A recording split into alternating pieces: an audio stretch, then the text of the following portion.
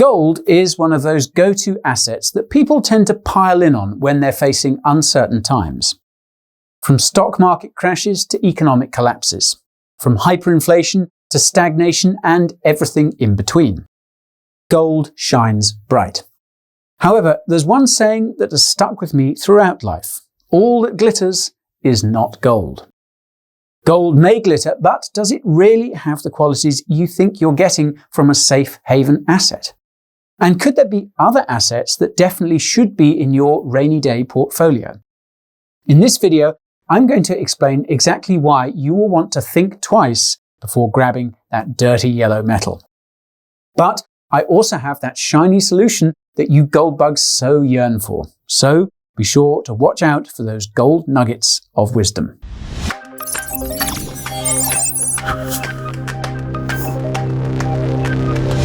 Before we hit the mines, I need to make sure it's safe to do so. I know that this may come as a monumental shock to all of you, but I'm not a financial advisor. Hence, this video does not constitute investment or financial advice. Please view it as an educational resource used when doing your own research. With that mumbo jumbo out of the way, I would love to welcome all the new viewers to the channel. Over here at the Bureau, we are your one-stop shop that regularly drops hot market analysis and reviews. So if that's something you'd like to avail yourself of, then please acquaint yourself with that subscribe button down there. Hitting that bell will also make sure that you don't miss another vid the moment it lands. Finally, your time is golden, so I'm not here to waste it. That's the reason for these timestamps right over here. Feel free to use them if you're strapped for time, although I do encourage you to watch as much as you can. Alrighty, that's enough fluff. Let's zap right into the video. So, why in times of uncertainty is gold often chosen as a place to stash wealth? Well, there are a number of factors, but it comes down to a few perceived characteristics. Firstly, gold is seen as a hard asset that cannot be inflated away. So what do I mean by that? Well, there's a certain supply out there in the world, and this supply cannot be impacted by the policies of a central bank or government. There is only one source of supply for new gold, and that is from the earth.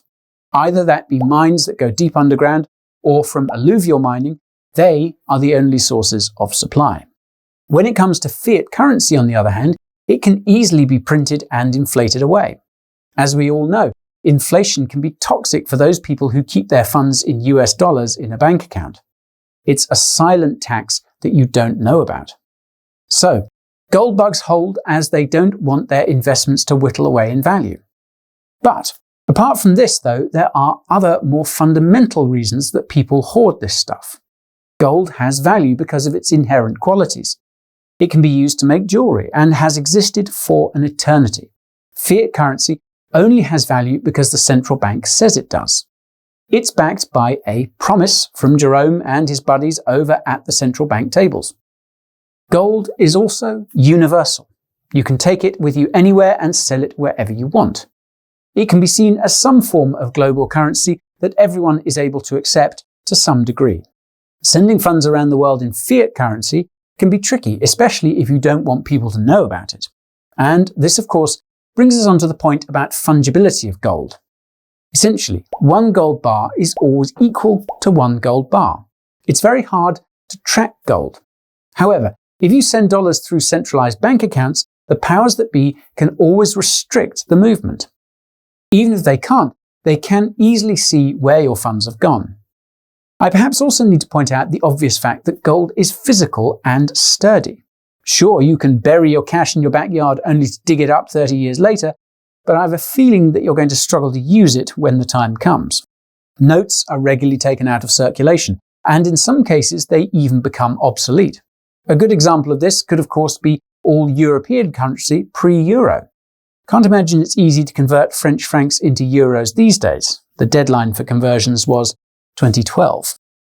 All of these reasons are why gold has been steadily increasing in price over the year.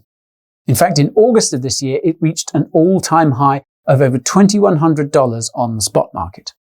All the gold bugs came out of their nuclear bunkers as they sung the praises of the shiny metal. The only problem here is the fact that many of the assumptions that they hold of gold are flawed. Not only that, but there are also some distinct qualities of gold that are disadvantageous. Let's take a look at some of these, shall we? Firstly, let's start on the most important pro of gold. That's the notion of its limited supply. The belief that just because gold has to be mined from the earth, it is naturally an asset that must be held. Well, this is indeed true. However, the operative word in that sentence is earth. Basically, gold bugs are basing their assumptions of supply on what is currently in the ground on this planet. However, they neglect to mention that gold can indeed be mined on asteroids. And, as we know, the universe is infinite, which theoretically implies an infinite supply. Now, I know this may sound like science fiction, and I promise you that I'm not off my rocker. But asteroid mining could one day be a thing. Take, for example, Psyche 16. This is an asteroid that is nestled between the orbits of Mars and Jupiter and is made of solid metal. These metals include not only gold, but also platinum, nickel, and iron. By some estimates, Psyche 12 has enough mineral wealth on it to make everyone on the planet a billionaire. 93 billion to be exact. Of course, anyone who knows a thing about the laws of supply and demand knows that this is unlikely to happen.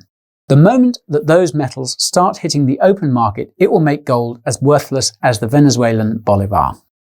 Okay, you may think that this is all pie in the sky, literally. However, NASA has been exploring the possibility of mining on asteroids for a number of years, and more recently they have approved a mission to visit Psyche 16. They will launch a spacecraft in 2022, which is hoped will arrive at the asteroid by at least 2026. Based on what they discover on this mission, it's not inconceivable that a larger mission won't be launched further down the line. Yes, it could still be decades before any gold comes back to Earth, and it is also not guaranteed to be feasible. However, the mere fact that it is a possibility should alarm gold bugs. Would you seriously feel safe parking a large proportion of your funds into a medium with that sort of long-term risk? Would you feel confident storing family inheritance in a metal that could one day become as abundant as steel? I don't think I would. But even if you think that this is too outlandish, let's not forget that gold is being discovered on Earth all the time. Deposits with millions of ounces of gold are being explored every day.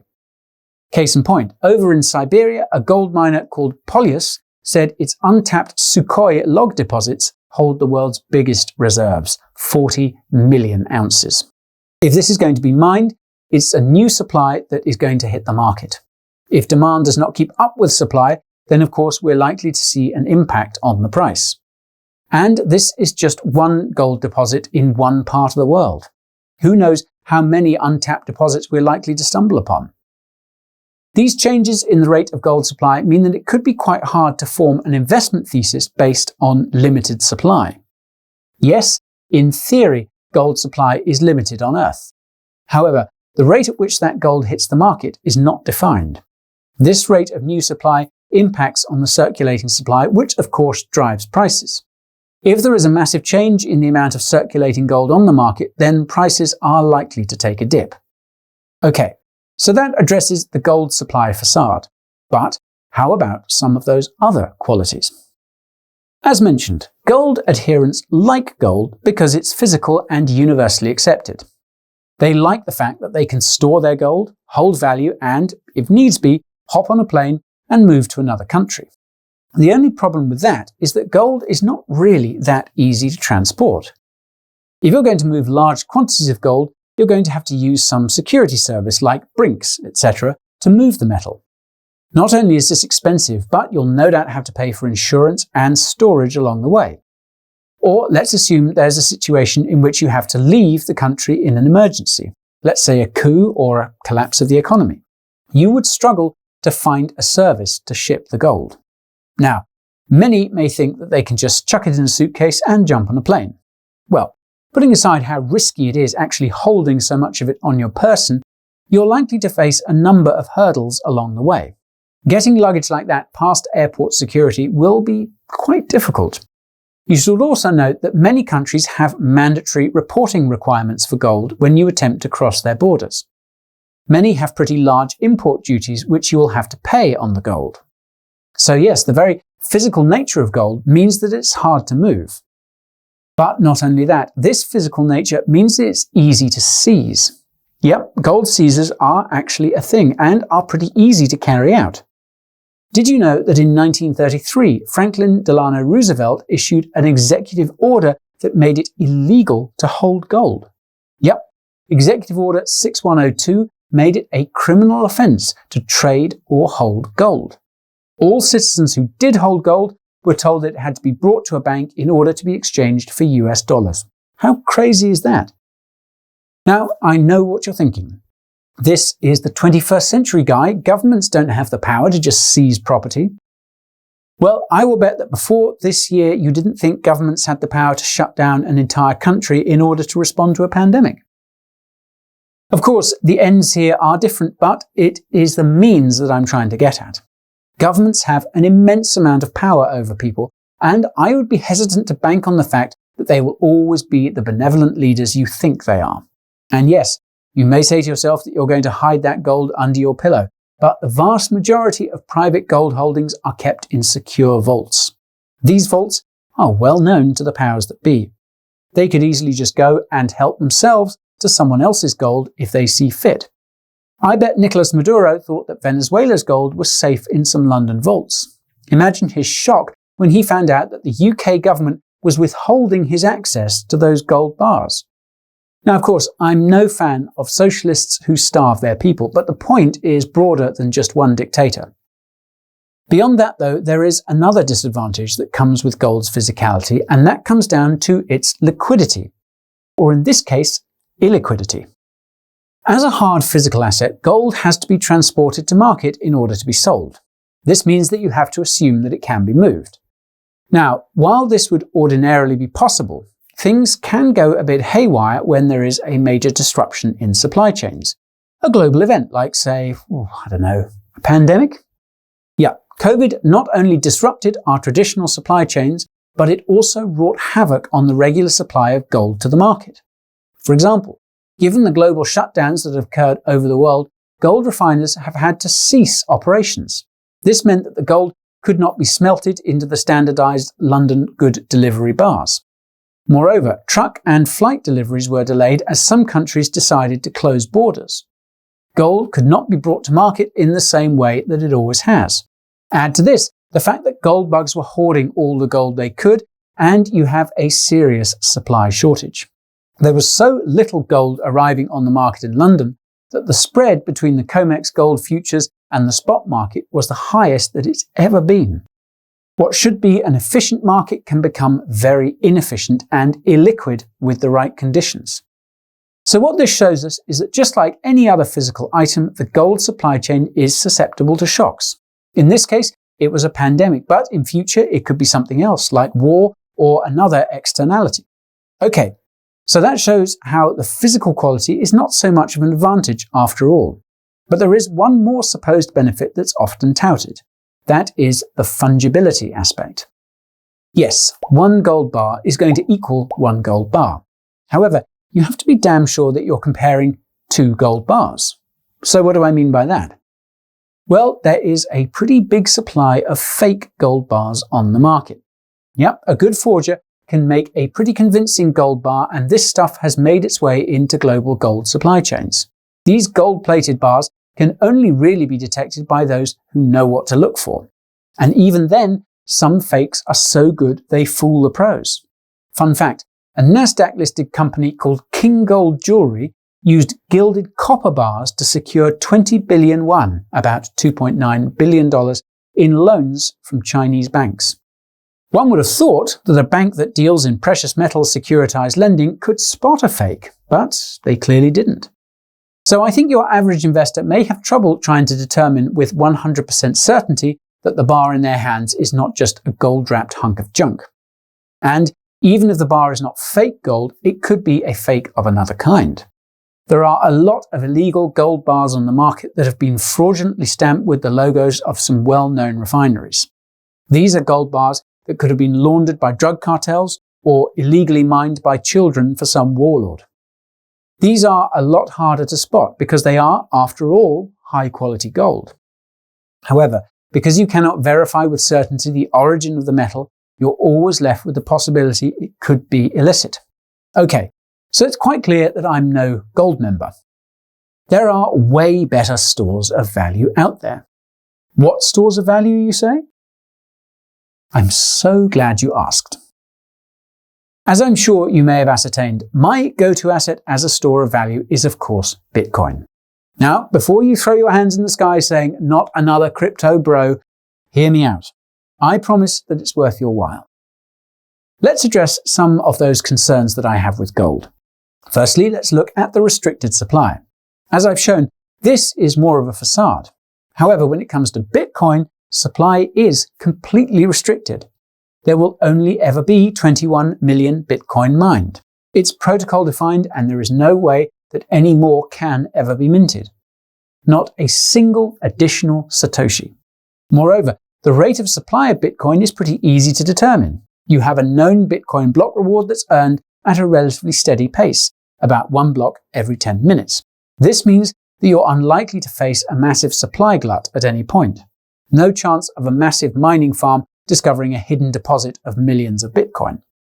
So, Bitcoin really does have that scarce supply that the gold bugs crave and think they're getting from gold.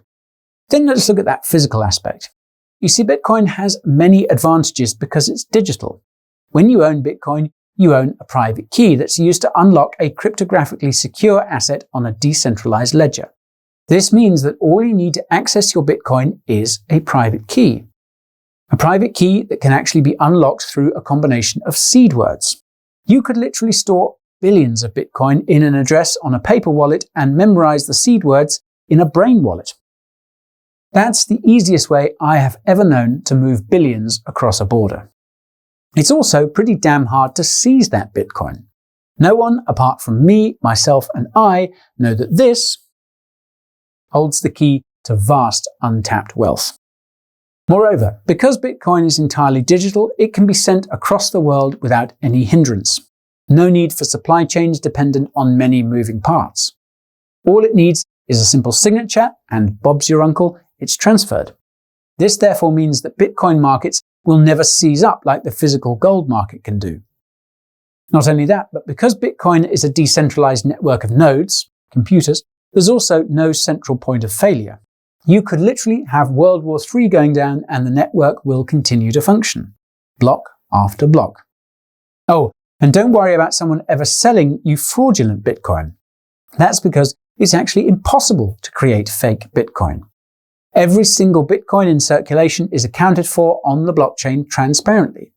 It's also censorship resistant, meaning that no one can change the state of the blockchain. When someone sends you Bitcoin, you can track the history of that coin, all the way from the moment it was mined to the moment that it landed in your wallet. Try doing that with a gold bar. I think I've made my case, but in case I haven't, here are a few final thoughts on the case of gold versus Bitcoin. There's no doubt that gold bugs have a reason to be alarmed, to want to avoid holding that meaningless fiat currency as it's slowly whittled away. They see gold as a means to secure their wealth in a time of increasingly uncertain outcomes. This is all rational and, short of other alternatives, I would also have considered gold. However, since I have discovered Bitcoin, I can't go back. This is not an absolutist stance, it's just based on pure facts. It is a digital gold that has those safe haven qualities that we're all looking for. It's completely limited in supply, whereas gold is not. The supply emission is steady and defined, whereas gold can be chunky and uncertain. Gold's also highly dependent on Byzantine supply chains that can be brought down by global disruptions. Bitcoin can be moved with nothing more than a finger. It can be transported using nothing more than memory. It can be stored for eons in the full realization that no one, nowhere can access it without your consent. Gold, on the other hand, can be considered a liability. Put it this way, I would far rather be a refugee fleeing Syria or Venezuela with Bitcoin over here than gold over here. And of course, if I, as a refugee, do land in a safe location, I don't need to prove to any buyer that my Bitcoin is legitimate. No need for certificates of authenticity or refinery mints. Just a simple blockchain explorer can prove everything the buyer needs to know. So, if we put all of these together, you can see why I have the stance I do. Of course, it's not just me over here singing the praises of Bitcoin. Hundreds of fund managers have put their weight behind this digital rarity. Titans of finance such as Paul Tudor Jones and Stanley Druckenmiller have sung its praises. And if you look at the performance of gold and Bitcoin over the year, it's quite clear that many other market participants are choosing the Bitcoin red pill over the traditional blue pill of gold. The question is, which one do you take? That's it, folks, my complete Bitcoin and gold showdown. Now, of course, I'm always keen to hear the other side of the argument.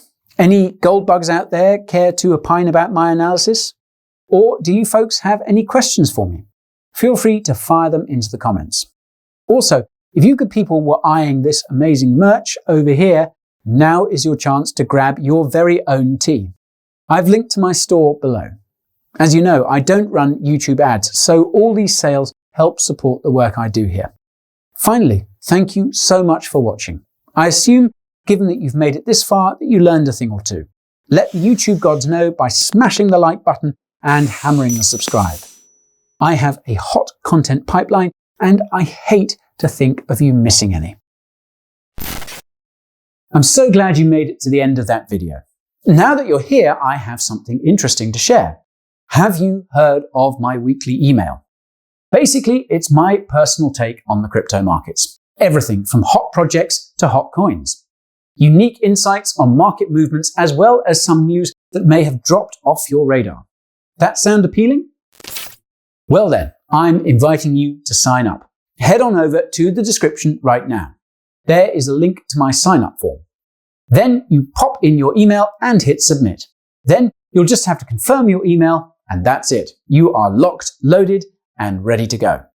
You may just catch my next newsletter, which you definitely won't want to miss.